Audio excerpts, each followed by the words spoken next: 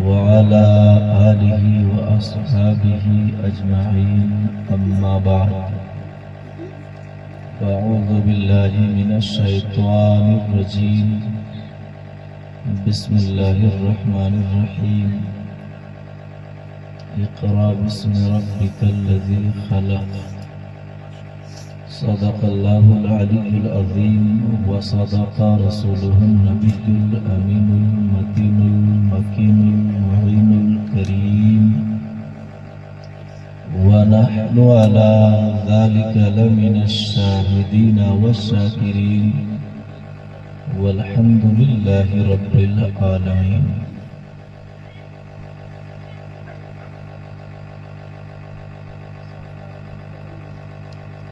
آج کے اس مبارک محتشم و مکرم محفل پاک میں آئے ہوئے تمام تر سامعین و ناظرین قابل مبارکباد ہیں، اور اب تک جو حضرات بیٹھے ہوئے ہیں اللہ سبوں کا آنا بیٹھنا سننا قبول فرمائے. باوقار علماء اہل سنت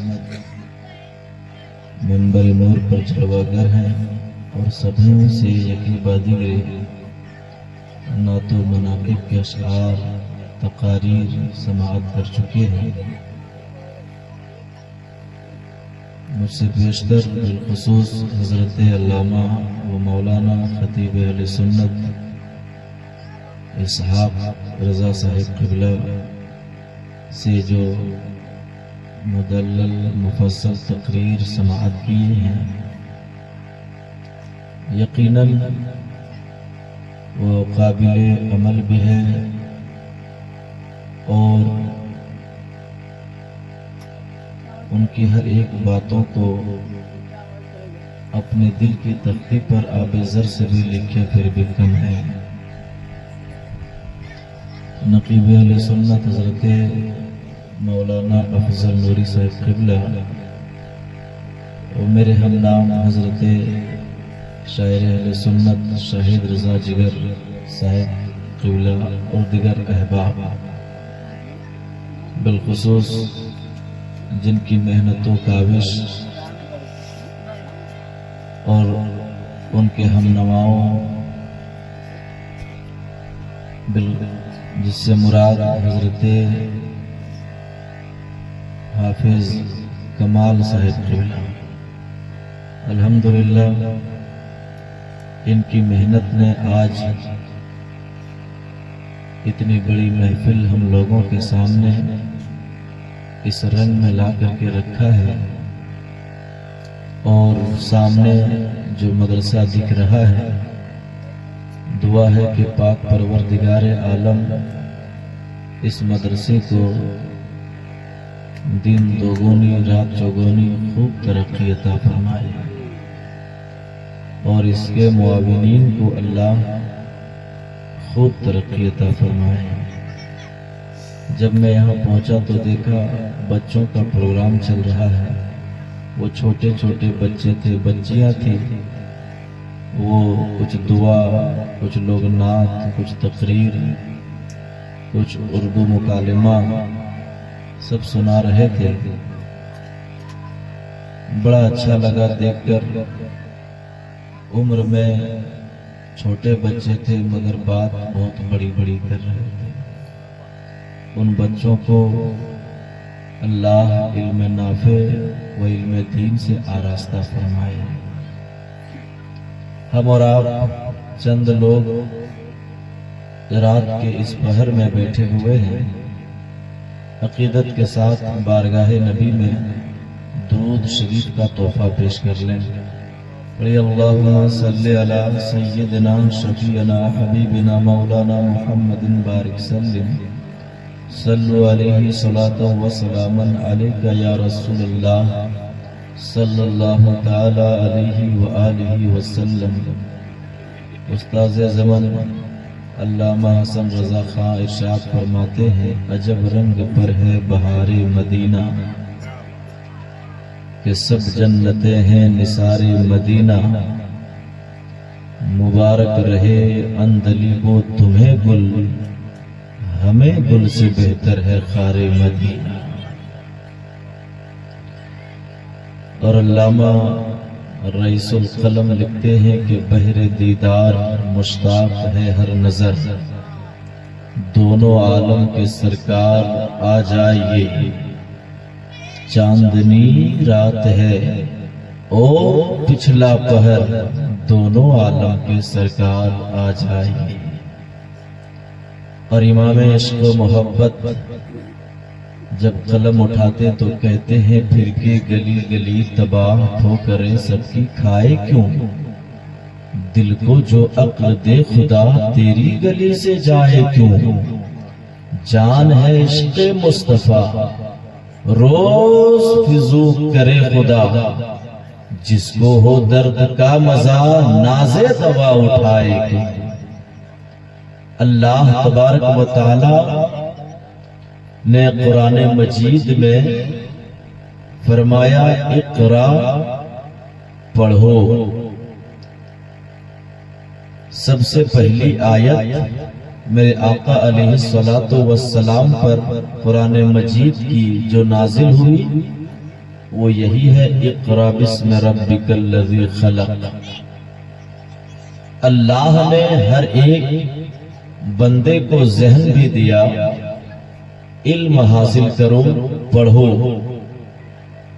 پڑھنے والے بہت طرح کی پڑھائی کرتے ہیں، دنیا میں کوئی انجینئر، کوئی ڈاکٹر، کوئی پروفیسر، کوئی جج، کوئی وکیل بنتا ہے، ان کی الگ پڑھائی الگ کتابیں ہیں، مگر ان تمام کتابوں میں سب سے بہتر، سب سے عظیم، سب سے عرفہ و اعلیٰ جس کتاب کو کہا جاتا ہے اس کتاب کا نام قرآن مجید ہے۔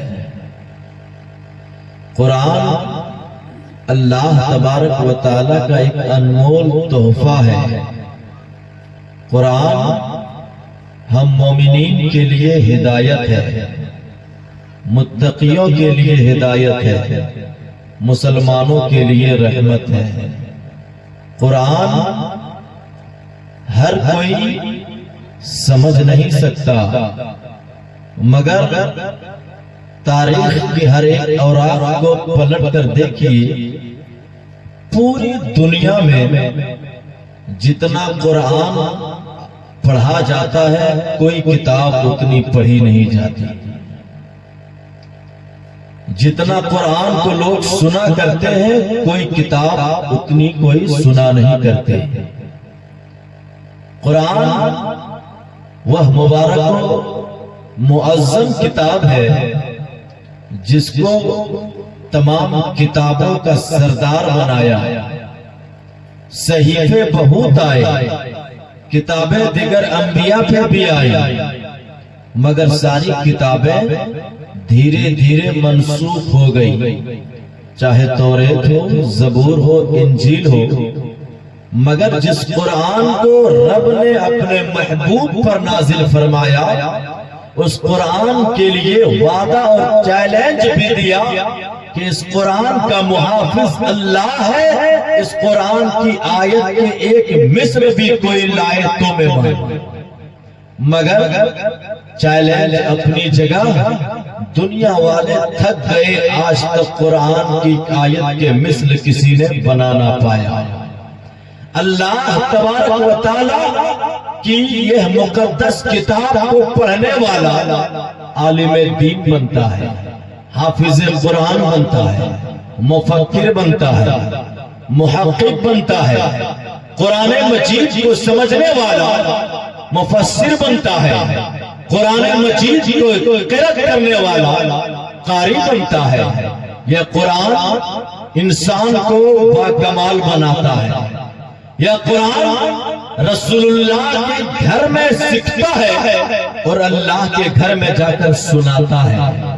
یہ قرآن مجید جب پڑھتا ہے بندہ، تراویح کا وقت ہو، ایک حافظ آگے پڑھتا رہتا ہے، پیچھے سینکڑوں آدمی ہاتھ باندھ کر کھڑے ہو کر سنتا رہتا ہے۔ تھکتا نہیں ہے کیوں قرآن پڑھ رہا ہے. پیچھے کھڑے ہوئے بندے سے پوچھئے کیا ہر قرآن کا معنی آیت کا معنی سمجھ میں آتا؟ نہیں، سب سمجھتے نہیں ہیں. پھر سنتے کیوں ہو؟ کہتے قرآن میں چاشنی ہی عجب ہے. یہ پڑھنے والا جتنا پڑھتا ہے نہ پڑھنے والا تھکتا ہے نہ کبھی سننے والا تھکا کرتا ہے. سمجھنے کی ضرورت نہیں، صرف تو سن لے دل تیرا مچل پڑے گا. اس لیے کہ یہ قرآن جس کے ایک حرف کو پڑھو تو رب 10 نیکیاں عطا فرماتا ہے. تو الف لام میم یہ 3 حروف ہے، تینوں کو پڑھو تو 30 نیکیاں حاصل ہوتی ہے. بتا دنیا کی کون سی ایسی کتاب ہے جس کتاب کو پڑھو گے تو نیکیاں ملے گی؟ مگر یاد کرنا جب اس مقدس کتاب کو پڑھنے والا مدرسے میں پڑھتا ہے تو بڑی مشقتوں کا سامنا کرنا پڑتا ہے. وہ ٹوٹی چٹائی پہ سوتا ہے، بھیگے بستر پر کبھی سو جاتا ہے، ایک وقت کھاتا ہے، بڑی مشقت کے بعد کھانے کا انتظام کیا جاتا ہے. پڑھنے والا بھی پریشانی میں، انتظام کرنے والا بھی پریشانی میں. جس گھر میں پڑھا جائے اسے مدرسہ کہا جاتا ہے. جو انتظام کرتے ہیں ناظم اعلیٰ و محتمین کہا جاتا ہے. پڑھانے والے کو مدرس و معلم کہا جاتا ہے. مگر سوچئے تو ذرا مدرسہ کیا کوئی اتنی آسان چیز ہے جس کو کوئی چلا لے گا؟ ایک مدرسہ چلانے کے لیے مولانا اپنے گھر بار کو چھوڑتا ہے، لوگوں کے در بدر ٹھوکر کھاتا ہے، کسی کے دروازے پہ پہنچتا ہے. 10 روپے دے دو مدرسے کا سوال ہے، 20 روپے دے دو مدرسے کا سوال ہے. کبھی اس گاؤں میں چندہ، کبھی فلاں گاؤں میں چندہ، کبھی کسی کے دروازے پر، کبھی کسی کے سامنے ہاتھ پھیلاتا نظر آتا ہے. آپ پوچھو گے حافظ کلام کمال صاحب آپ بھیک مانگنے لگے ہو کیا؟ تو دروازے پہ ہاتھ پھیلانا شروع کیے تو یہ کہیں گے لوگوں میں اپنے باپ کے گھر کے لیے اگر مانگتا تو مجھے رسوائی ہوگی، اگر میں رسول پاک کے لیے مان رہا ہوں مجھے رسوائی نہیں ہوتی. اگر یہاں پر ہاتھ پھیلاتا ہوں تم 10 روپے دو گے، رب مجھے بھی نیکیاں دے گا، رب مجھے بھی کمال عطا کرے گا. نعرہ رسالت مسلک اعلیٰ حضرت تعلیمی بیداری کانفرنس عظمت قرآن، عظمت قرآن حضرت علامہ مولانا شاہد رضا صاحب قبلہ. نعرہ تکبیر، نعرہ رسالت. اتنے سارے علماء مکرم تشریف فرما ہے ان لوگوں کی موجودگی میں. ماشاءاللہ اللہ نیک راہوں پہ ہمیشہ قائم رکھے. اللہ تبارک و تعالی. ارے زندہ باد، سبحان اللہ. اور میں جب سے بیٹھا ہوں دیکھ رہا ہوں ان کی دیوانگی بھی. وہ آکے ہیں، آ رہے ہیں، چھوٹ دے رہے ہیں، علماء کرام کو نواز رہے ہیں. علماء نواز ہیں، اللہ تعالیٰ اسے قبول فرمائے اور رزق میں بے پناہ برکت عطا فرمائے، خود ترقی عطا فرمائے. ماشاءاللہ خوش رہے، شاد رہے، آباد رہے. آئیے ذرا سنیے. آپ پوچھیں گے اتنے جب سے علماء کرام یہاں پہ مائک پر آ رہے ہیں، سب پڑھنے والے تو دنیا میں بہت ہیں، مگر ہر کوئی عالم و حافظ و قاری کی تعریف کیوں کر رہے ہیں؟ اللہ اکبر. میں بتاؤں ایک کتاب ہے. ہر انسان کو اللہ تبارک و تعالیٰ نے 4 آنکھیں عطا کی ہے. ہر انسان کو اللہ نے 4 آنکھیں عطا کی ہے. آپ کہو گے مولانا 4 آنکھیں کہاں ہیں؟ ہم تو صرف 2 آنکھیں دیکھتے ہیں. چاہے مولانا افضل نوری صاحب ہو، چاہے حضرت مولانا اسحاق صاحب ہو، سب کے آنکھیں سب کے ماتھے پہ ہم نے صرف 2 آنکھیں دیکھی. آج تک جتنے انسانوں سے ملاقات ہوئی سب کے پاس 2 آنکھیں. مگر مولانا آپ 4 آنکھیں کیوں بتاتے ہو؟ تو آپ کو پلٹ کر جواب ملے گا، ارے لوگوں سنو، دنیا میں پڑھنے والے تو بہت ہیں، کوئی انجینئر، کوئی ڈاکٹر، کوئی پروفیسر. اگر آپ ان سبوں سے پوچھو گے کہ کتنی آنکھیں ہیں، سب کا جواب ملے گا یقیناً 2 آنکھیں جس سے دنیا کے نظارے کرتے ہیں. ڈاکٹر سے پوچھو گے کہے گے ہاں یقیناً 2 ہی آنکھیں ہیں. کہاں 4 آنکھوں का अंदाजा कभी नहीं कोई कर सकता, इसलिए कि डॉक्टर कहेगा मैंने कितने लोगों का पोस्टमार्टम भी किया है, ऑपरेशन भी किया है, कभी किसी का पेट फाड़ा, कभी किसी का सर फाड़ा, मगर दो आंखों के अलावा तीसरी आंखें नहीं मिली, चौथी आंखें नहीं मिली। मौलाना तुम फिर चार आंखों की बात कैसे करते हो? तो आओ मैं सुनाऊं, वो तफसीर की एक किताब है, किताब का नाम तफसीर रूहुल बयान, लिखने वाला हजरत इस्माइल हकी रहमतुल्लाह अलैह। और उसमें जो लिखते हैं तो वो अपने बाप के घर से नहीं बल्कि मदीने वाले रसूल पाक की बात लिखा करते हैं। कहते हैं लोगों सुनो, मदीने वाले आका, मदीने वाले दाता मुस्तफा ने फरमाया है हर बंदे के यहाँ पे चार आंखें अल्लाह ने हर बंदे को चार आंखें दी है। अब कहोगे लोगों चार आंखें है तो दिखती क्यों नहीं? और सुनो, अगर दुनिया वाला कोई कहता तो उसमें फिर तफ्तीश करते, उसको तलाश करते, मगर कहने वाला अगर मुस्तफा जाने रहमत है तो फिर उसमें तफ्तीश की जरूरत नहीं। अगर नबी कहे कि खुदा एक है, हमने देखा नहीं, माना खुदा एक है, नबी ने कहा जन्नत है, हमने देखा नहीं, मगर कहा है, नबी ने कहा जहन्नम है, हमने कहा है, नबी ने कहा फुलसिरात है, हमने देखा नहीं, मगर मान लिया, नबी ने कहा हौज़े कौसर है, देखा नहीं, मान लिया, नबी ने फरमाया मीज़ान अमल है, देखा नहीं, मान लिया। तो सुन, जब नबी कहे तो देखने की जरूरत नहीं, उसे बिन देखे मान लिया जाता है। बिन देखे उसे मान लिया जाता है। अब कहोगे मौलाना मान तो लूंगा, हाँ यकीनन मान लूंगा, मगर दुनिया में साइंस लोग हैं, सारे लोग सवाल करने लगेंगे तो बताइए तो आखिर क्या बात है? नबी ने किस बिना पर कहा कि चार आंखें रब ने अता की है, तो फिर दो आंखें है कहाँ? तो नबी ये कौनैन की हदीस से सुनिए, नबी खुद फरमाते लोगों दुनिया में अल्लाह तबारक व तआला ने जितने बंदों को पैदा फरमाया सबों को चार आंखें अता की है। दो आंखें वो जिससे तुम दुनिया का नजारा करते हो, और अल्लाह ने दो आंखें दिल में रख दिया है, अल्लाह ने दो आंखें दिल में रख दिया है। अल्लाहु अकबर। मगर सुनिए, ये जो आंखों से देखोगे तो आसमान की बुलंदी नजर आएगी, सितारों का जगमगाना नजर आएगा, चांद की चांदनी नजर आएगी, सूरज की शुआएं नजर आएगी, जमीन की पस्ती नजर आएगी, जमीन के ज़र्रात नजर आएंगे, मकानों महलात नजर आएंगे। मगर सुनो, ये आंखें जो माथे पे है इससे देखोगे तो आसमान नजर आएगा, मगर जब दिल की आंखों से देखोगे रहेगा बंदा जमीन पर मगर अर्श मुअल्ला देखा करेगा। ये दिल की आंखों से वो चीज लोग देखा करते हैं जो चीज हम देख नहीं सकते, सामने से नजर नहीं आ रही है।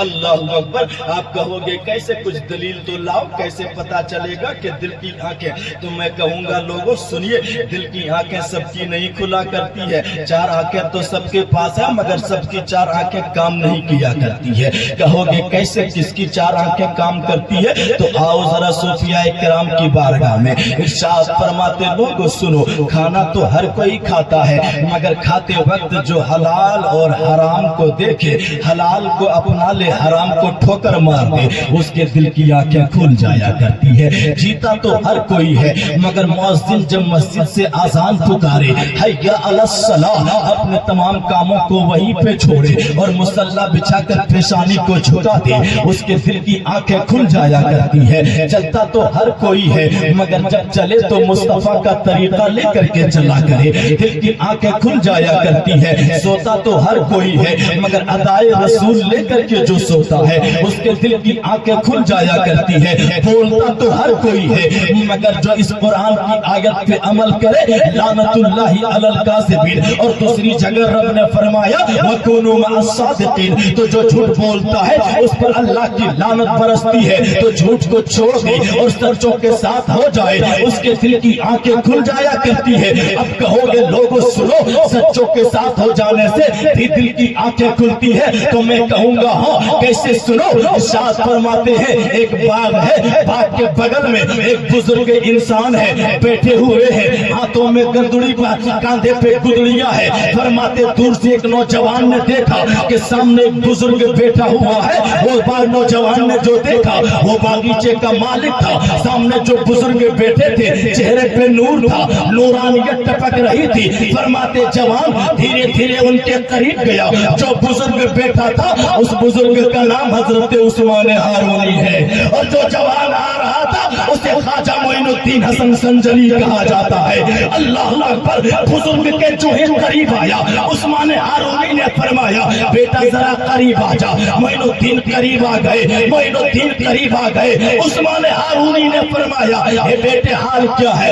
जरा आसमान को देखकर बता तुझे नजर क्या क्या आता है। हजरत मोइनुद्दीन फरमाते बाबा आसमान को देखता हूँ, सिर्फ आसमान की बुलंदी नजर आती है। बेटे जमीन को देख क्या नजर आता है। बाबा सिर्फ जमीन और उसके सर्रे नजर आते हैं। हजरत उस्मान हारूनी ने करीब बुलाया, मोइनुद्दीन करीब आ जा, मोइनुद्दीन करीब आ जा, मोइनुद्दीन करीब आ जा। हजरत ख्वाजा हिंद के राजा मोइनुद्दीन हसन अपने पीरों मुर्शिद हजरत उस्मान हारूनी के करीब गए। हजरत उस्मान हारूनी ने अपने उंगलियों का यूं निशान बनाया और फरमाया बेटे मोइनुद्दीन मेरे इन दो उंगलियों के कमान के दरमियान से चांद पे आसमान देख और फिर तू बता तुझे नजर क्या आता है। अपने पीर के उंगलियों के दरमियान से जब मोइनुद्दीन ने आसमान की तरफ देखा तो कहने लगे बाबा अब सिर्फ आसमान नहीं बल्कि अर्शे मुअल्ला भी नजर आता है।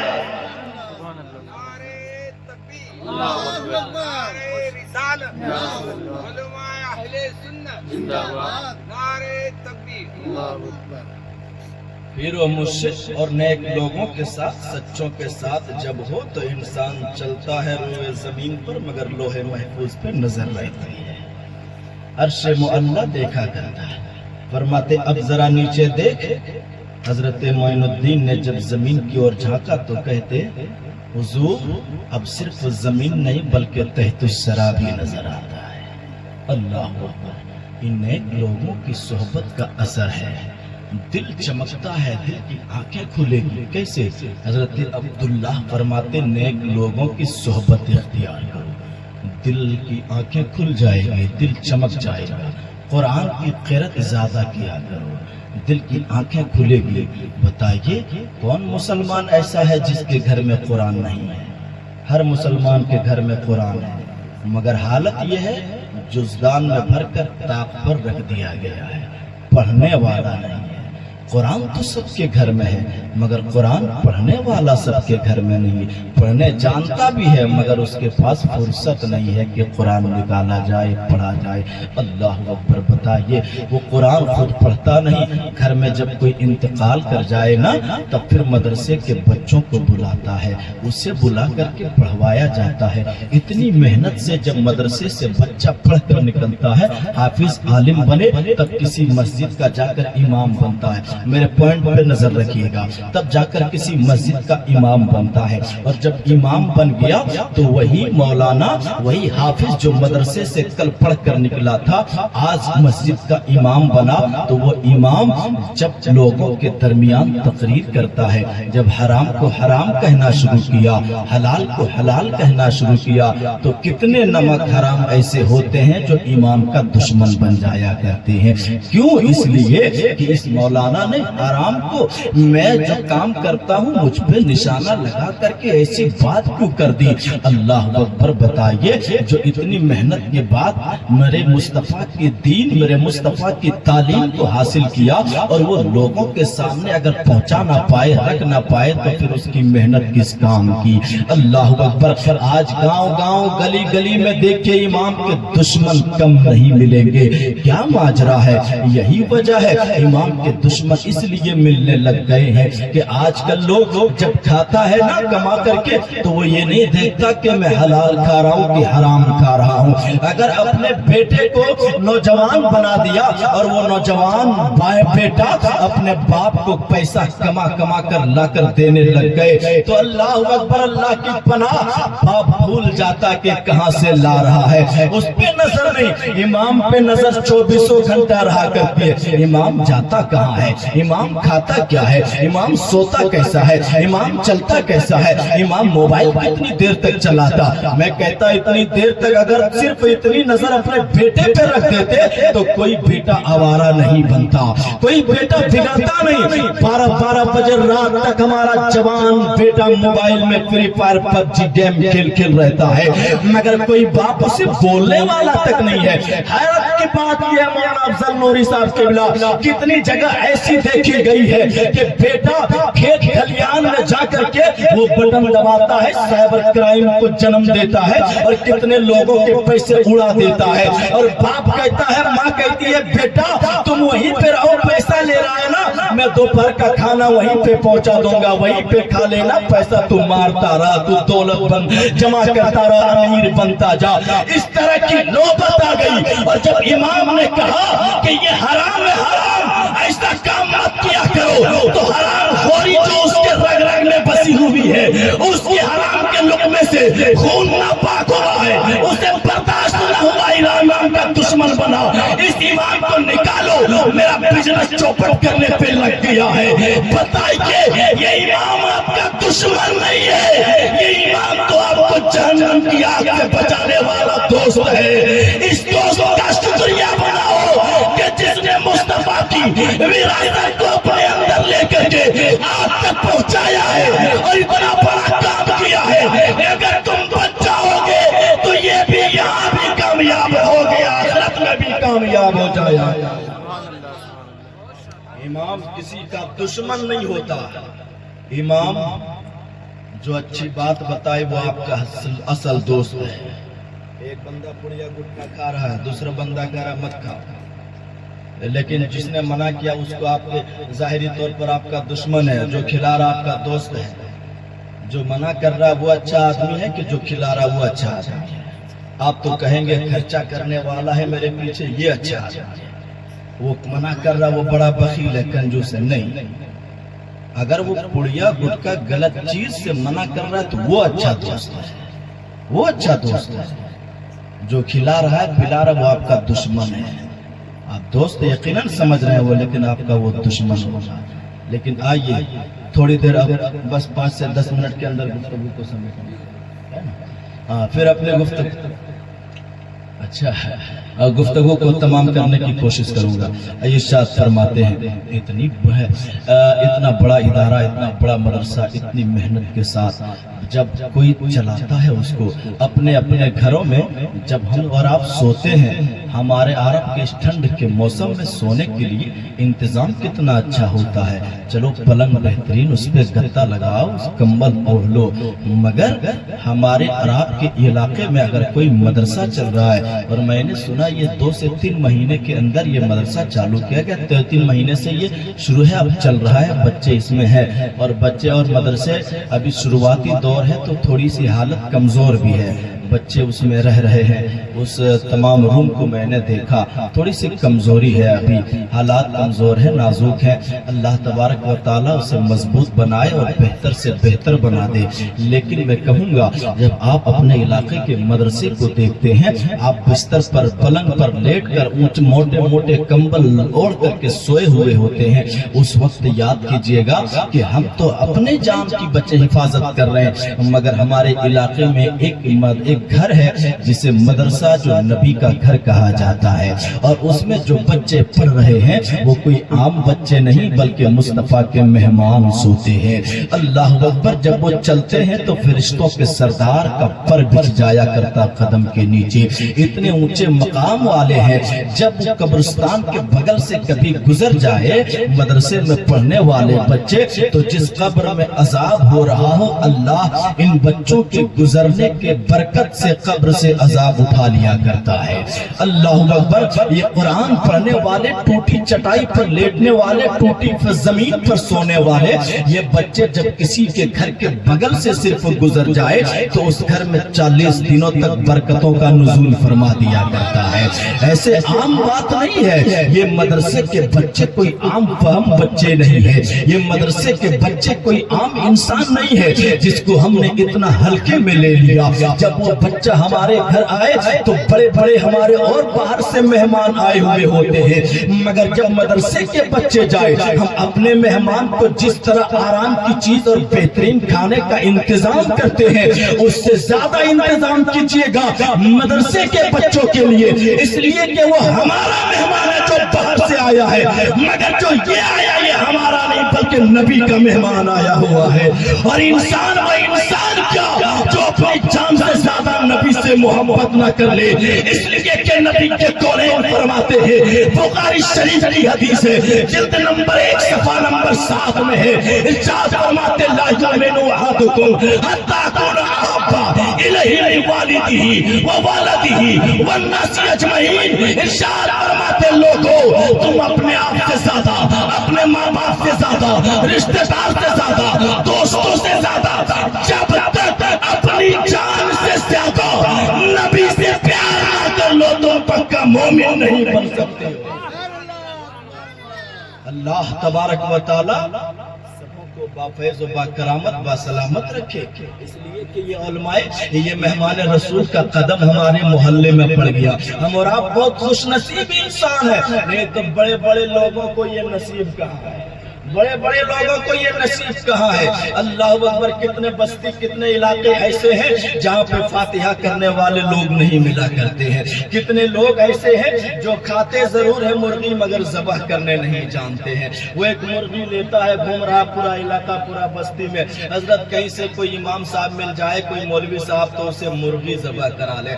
اللہ کی پناہ بتائیے، جو بڑا بڑا مال کھا کر کے برباد کر دیا ہے وہ ایک مرغی ذبح نہیں کر پا رہا، اور اس کی اوقات یہ کہ امام صاحب کو دھکا مار کر گھر سے یہاں ہی مسجد سے نکال دیں گے۔ اللہ اکبر، اللہ اکبر۔ نہیں نہیں، ہرگز نہیں۔ ہم مسلمانوں کی پہچان یہ نہیں ہے، ہم مسلمانوں کی سیرت یہ نہیں ہے، ہم مسلمانوں کا اخلاق اور اس کی پہچان یہ ہے کہ جب بات کریں تو نرم بات کیا کریں۔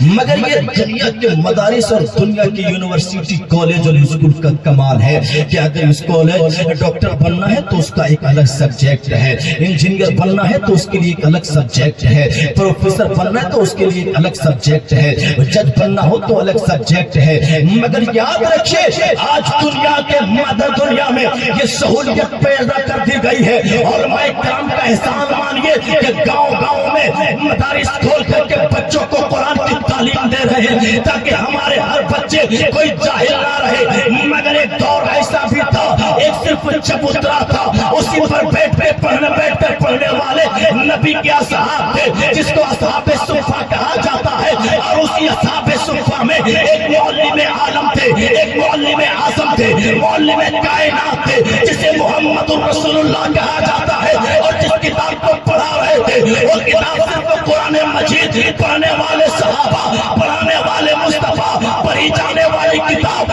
قرآن مجید ہے۔ ایک ہی کتاب سے میرے مصطفیٰ نے صحابہ کرام کو، کسی کو عدالت کا دولہا بنایا، کسی کو صداقت کا تاجدار بنایا، کسی کو سخاوت کا محور بنایا، کسی کو شجاعت کا رنگ دیا ہے، کسی کو شہادت کا جذبہ دیا ہے۔ ایک ہی کتاب سے دنیا بھر کے علوم میرے مصطفیٰ نے عطا کر دیا۔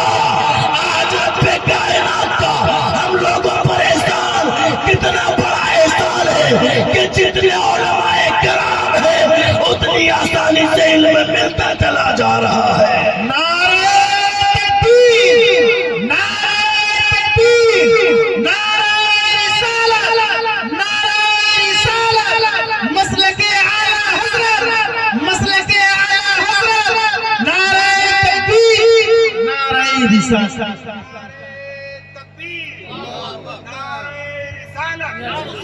نعرہ رسالت، شان خطاب، شان خطاب حضرت علامہ شاہد رضا مدھوپوری۔ نعرہ تکبیر، نعرہ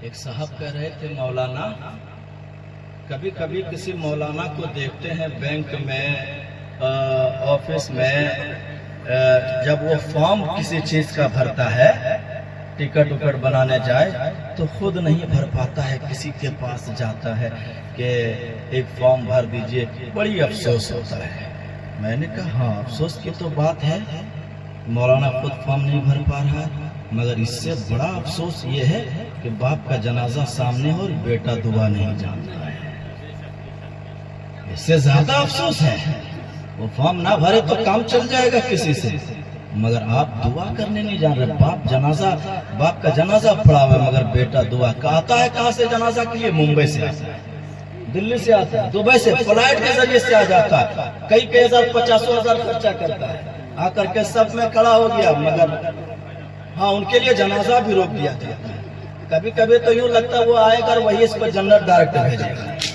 قبر بعد میں جائے گا جنت پہلے جائے گا ہاں حالانکہ اسے نہیں معلوم کہ جنازہ کتنی دیر تک رکھنا چاہیے جتنی دیر تک رکھیں گے ان کے لیے اتنی زیادہ بے ادبی ہوگی زیادہ دیر تک نہیں رکھنا چاہیے جتنی جلدی ہو سکے ان کی تدفین کرنی چاہیے علماء کرام سے رابطہ رہے گا تب نہیں مگر ایک بندے کے لیے 24 گھنٹہ اس کو اے سی میں رکھا جاتا ہے اے سی میں رکھا جاتا ہے علماء کرام سے پوچھیں یہ مسئلہ اے سی میں تو رکھ دیتے ہیں مگر کیا یہ درست ہے اے سی میں ایک آدمی کو ایک روم میں رکھ دیجئے اور اے سی چلا دیجئے کتنی دیر تک وہ برداشت کر سکتا ہے آپ کہیں گے نہیں مولانا اے سی کے روم میں نہیں رہیں گے اس لیے کہ کچھ دیر رہتے ہیں سردی ہو جاتی ہے زیادہ دیر تک رہتے ہیں ٹھنڈی لگنے لگتی ہے تکلیف ہوتی ہے مگر کیا وہ جنازہ جو لیٹا ہوا ہے جو لاش ہے کیا اسے تکلیف نہیں ہوتی ہے تکلیف نہیں ہوتی تو کیوں نبی فرماتے کہ جب جنازہ کو لے کے جاؤ تو آہستہ لے کر کے جاؤ نبی نے فرمایا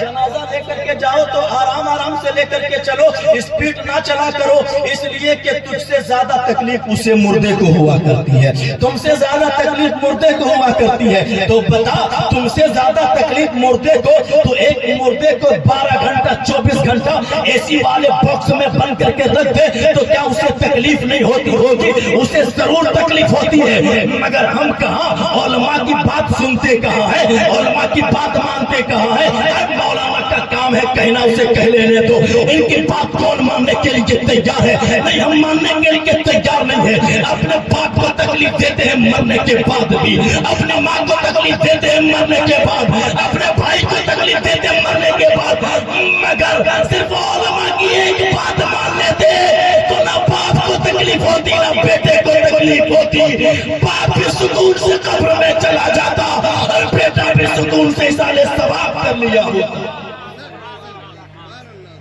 مگر بات علماء کی نہیں مانا ہم اپنی بات مانتے ہیں جب شادی بیاہ کی بات تقریبات ہوتی ہے حضرت جب نکاح کی وہ ڈیٹ بٹھایا جاتا ہے تو دیکھیے گا کہے گا حضرت ایک جنتری لیتے آئے جنتری میں دیکھیے گا کہ کون سا ڈیٹ اچھا ہے اسی میں شادی کی تاریخ رکھیں گے سعد ہے نحس ہے نہیں نحس میں نہیں سعد میں رکھیے گا حالانکہ علماء اکرام سے پوچھئے جس جنتری میں ہم لوگ دیکھتے ہیں سعد اور نحس وہ سعد اور نحس اسی کے جسٹ اوپر میں لکھا ہے یہ شیعہ کے لیے ہے سعد اور نحس جو ہم اور آپ دیکھتے ہیں یہ شیعہ کے لیے ہے سنی کے لیے تو پھر سنی کیوں دیکھا کرتے سعد اور نحس کوئی بھی دین ہے اللہ کے پیدا کیا وہ کسی میں بھی رکھیے اللہ فضل فرمائے گا ہم اور آپ تمام تر چیزیں جنتری میں تلاش کرنے لگے علماء کرام نے بخاری شریف مسلم شریف ترمذی شریف ابن داؤد شریف ابن ماجہ شریف سب کچھ پڑھا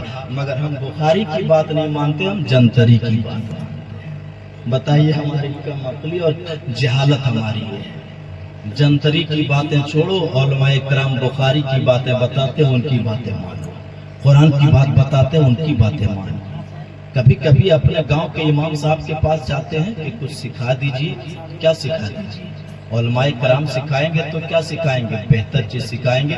نماز نہیں پڑھنے جانتے نماز سیکھ لیجئے, قرآن نہیں جانتے قرآن سیکھ لیجئے, قرآن کی ایک آیت لیجئے الحمدللہ رب العالمین, یا اتنی 6666 آیت ہے قرآن میں, کوئی بھی ایک آیت لے کر جائیے, حضور اس آیت کا معنی سکھا دیجئے اور اس کی تفسیر شان نزول بتا دیجئے. الحمدللہ ایک آیت آپ سیکھیں گے تو کتنا ثواب مل جائے گا آپ اندازہ بھی نہیں لگا سکیں گے, مگر اس سے ہمیں تعلق نہیں رہ گیا ہے, اسی لیے ہم برباد ہوتے جا رہے ہیں. حضرت عمر فاروق نے میرے نبی کے پاس علم سیکھنا شروع کیا تو صرف سورہ بقرہ کو 11 سال میں سیکھا تھا. صرف سورہ بقرہ میرے نبی کے پاس حضرت عمر فاروق نے 11 سال میں پڑھا, صرف سورہ بقرہ. اللہ اکبر. قرآن شریف کی سب سے بڑی سورت سورہ بقرہ ہے. بتائیے پڑھانے والے نبی ہیں, پڑھنے والے عمر ہیں, عمر ہے جس کے بارے میں نبی نے فرمایا میرے بعد اگر کوئی نبی ہوتا تو وہ عمر ہوتا, مگر میرے بعد کوئی نبی ہو نہیں سکتا ہے, اس لیے کہ نبی کے رب کائنات نے فرمایا ہے ما کان محمد ابا احد من رجالکم ولکن رسول اللہ و خاتم النبیین.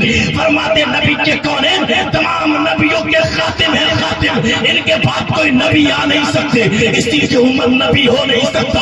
مگر عمر کے بارے میں فضیلت تو یہ ہے کہ نبی نے یہ جملہ دے دیا, وہ عمر نبی کے پاس قرآن پڑھے اور صرف سورہ بقرہ 11 سال میں پڑھے تو کیا کیا پڑھا ہوگا عمر نے اور کیا کیا پڑھایا ہوگا نبی نے.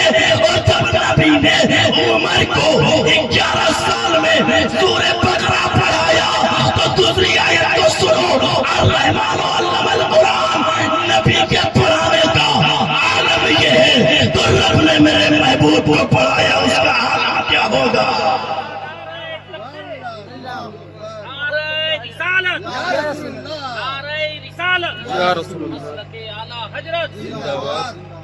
تو پھر کیوں کوئی بھوکنے والا بھوکے گا کہ نبی کو غیب کا علم نہیں, نبی کو پیٹھ پیچھے کا علم نہیں. تم کہنا تمہارا کہنا باطل, تم باطل, تم سراپا باطل.